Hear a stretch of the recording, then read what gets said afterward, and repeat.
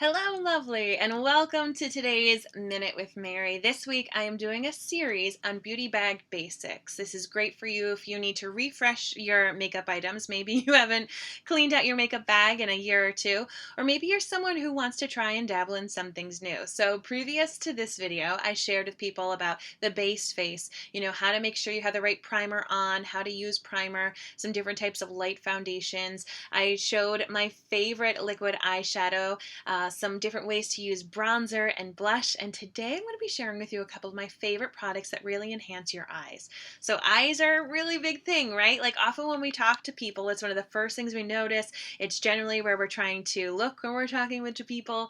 So I'm going to be first talking actually about brows. Brows frame your eyes. Even if you wear glasses, those actually then frame the frames that end up being over your eyes. Brows are super important.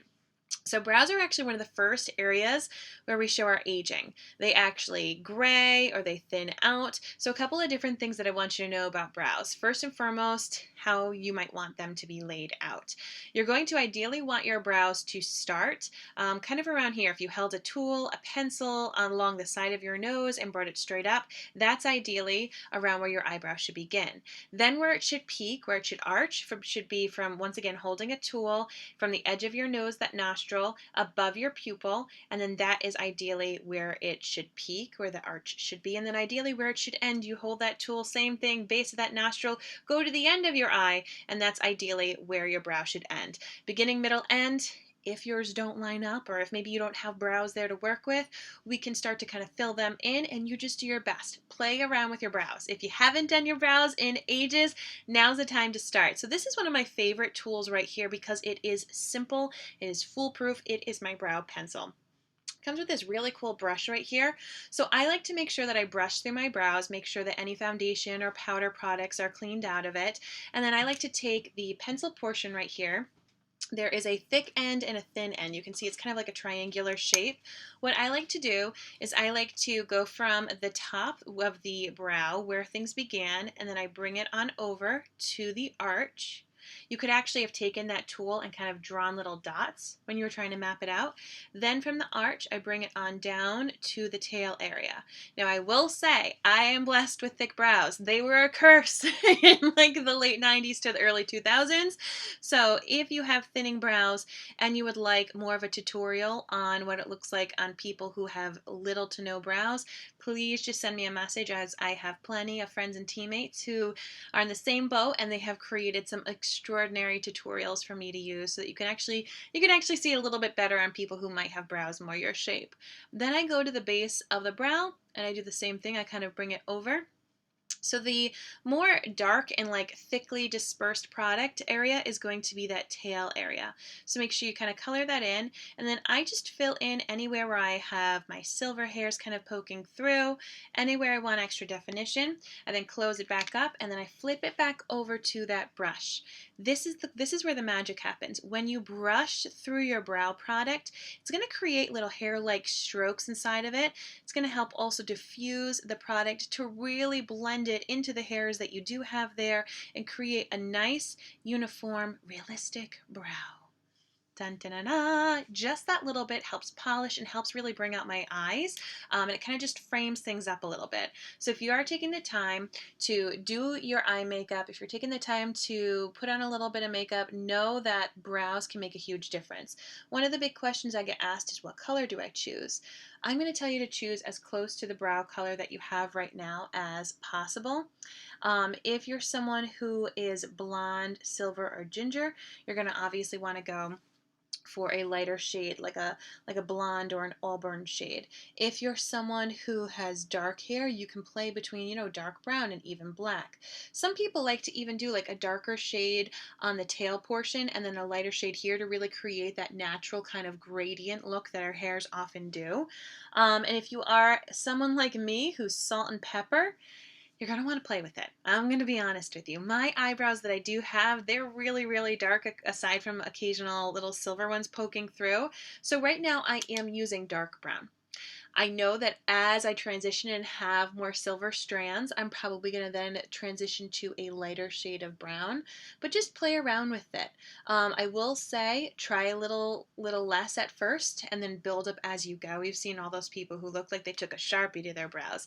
Don't go for that route. Do a little bit, fill in the natural brows that you have, and then slowly but surely try to see, can I add a little bit more to the shape? What happens if I add a little bit more in the front and then kind of blend it out here? You do want it to have less product in the front than you do the tail. So in the front, if you have too much product, just take that little brush and kind of comb through it, and it's going to help the product disperse a little bit more. So brows, super important, super duper important. The next thing that I do believe people should have in their makeup beauty basics bag is a mascara. And not just any mascara, but a great mascara. A mascara that lights you up, that makes you say, wow, I've never seen my eyelashes look so good. For me, mascara is my must. I love mascara, and it's actually why I got into selling makeup to begin with. This right here is my most dramatic mascara. I'm going to tell you I have lots of different options, so I'll work that out for you for a moment. If you need a waterproof mascara, I have one of those for you.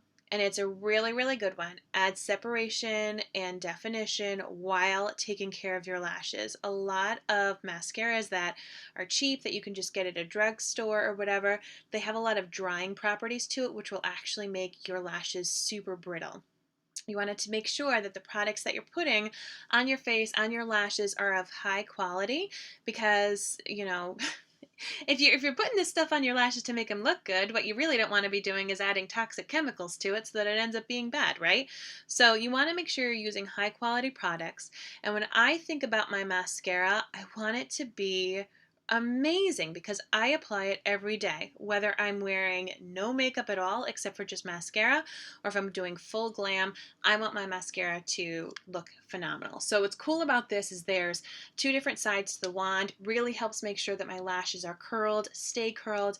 This one is my volumizing mascara. It has little itty bitty fibers inside to really make sure that my lashes look super thick and long. So if you're someone who likes the look of dramatic lashes, this one right here is going to be the one for you. It's my 4D mascara.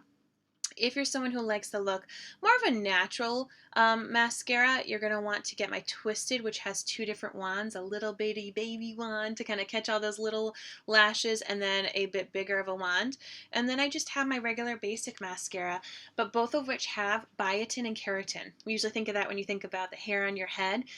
My mascara is infused with it. So it's kind of like a deep conditioning treatment for your lashes, which is really cool. So look at the difference. Amazing, right? And it's going to stay like this all day. It won't crumble. I won't have fallout. I'm not going to look like a raccoon throughout the day. It really makes a huge, huge difference when you use quality mascara.